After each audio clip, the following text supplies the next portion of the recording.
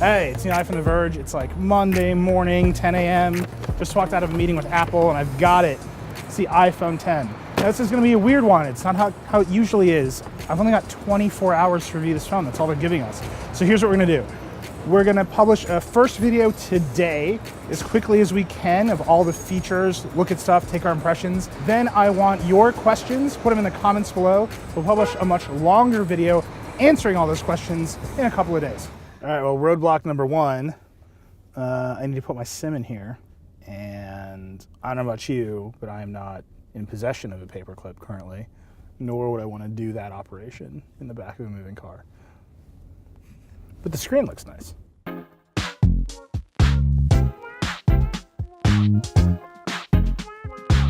So we're here in the studio. I'm gonna give you some quick impressions of the big stuff, the screen, the cameras, and Face ID.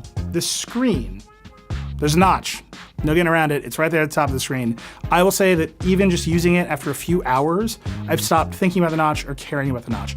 You will notice it in two places right away.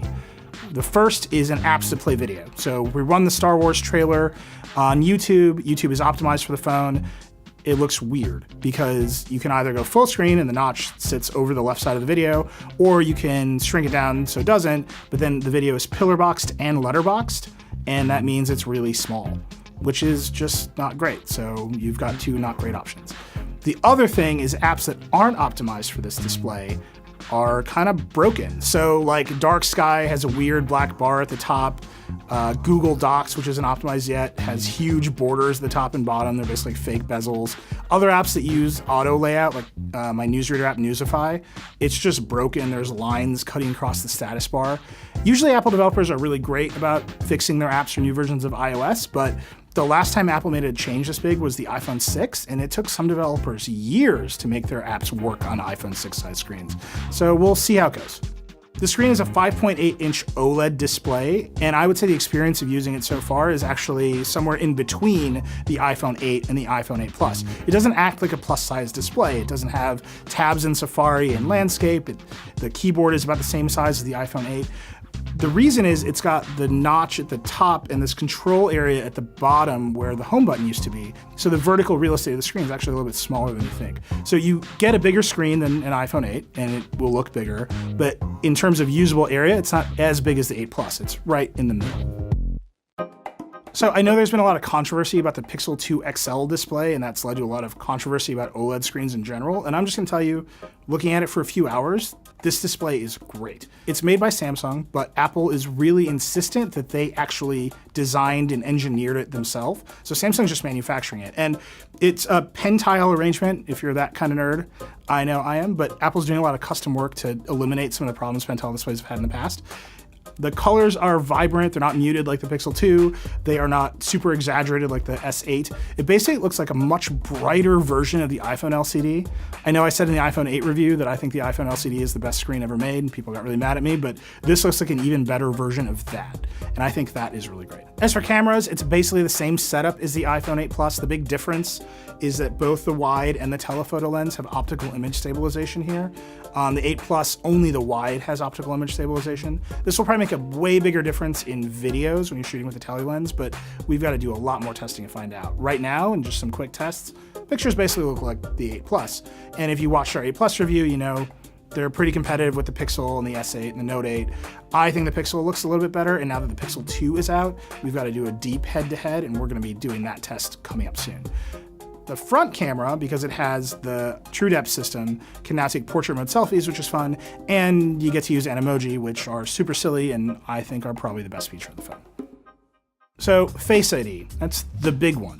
Apple got rid of the home button, they got rid of the fingerprint sensor, they got rid of Touch ID, they changed all the gestures on the phone of how you use it, because now you unlock the phone just by looking at it. And I gotta be honest with you, it's been a little bit inconsistent for me. So inside, it basically works all the time. Sitting at my desk, walking around in dark places, mostly when I'm walking around, it works fine. The problem has been when I go outside into bright sunlight, particularly when I'm walking around in bright sunlight, or when I go into places with weird fluorescent lighting, like hilariously the deli across the street. And I think the reason for this is that when you're in the dark, it's shining the IR light on your face and the camera can just see it. It's like a flashlight in the dark. When you're outside, there's tons of IR interference from the sun or from those crappy fluorescent lights, and the camera has a harder time seeing the IR beam illuminate your face.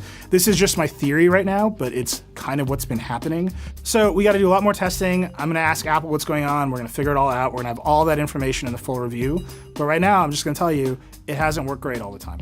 So that is what I know after these first few hours of playing with the iPhone X.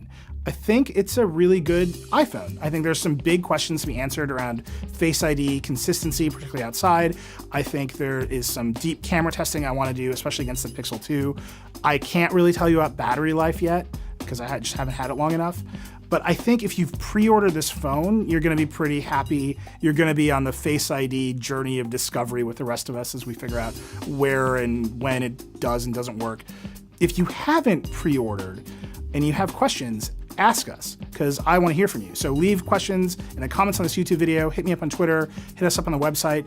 We're going to take all those questions, we're going to go back to Apple, we're going to ask them some additional really hard questions, and we're going to answer them all in our full review coming in just a couple days.